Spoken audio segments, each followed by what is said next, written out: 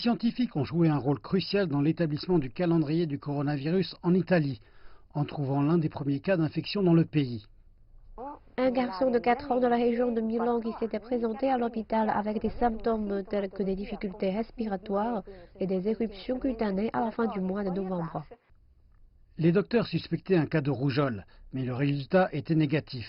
Son échantillon sanguin faisait partie du grand nombre d'échantillons de cas non résolus qui ont été à nouveau testés par l'Université de Milan, cette fois-ci pour le Covid-19.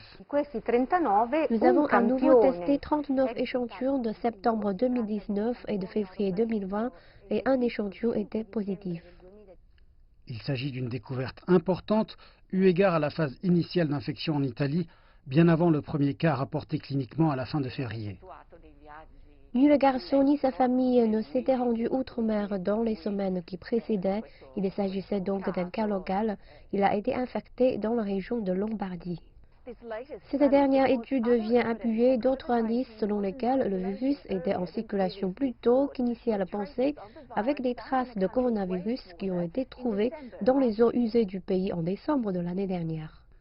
L'Institut national de la santé d'Italie a examiné des échantillons dans plusieurs stations d'épuration des eaux usées dans le nord de l'Italie, d'octobre de l'année dernière à février de cette année. À Milan, il y a eu des échantillons d'eau usée qui étaient positifs au SARS-CoV-2 RNA qui avait aussi une assez forte concentration. On espère que ces études susciteront davantage d'enquêtes sur la date et la façon dont a commencé la crise du coronavirus en Italie. Nous invitons à mener davantage de recherches rétrospectives parce qu'il est très important de retracer le parcours de transmission du virus.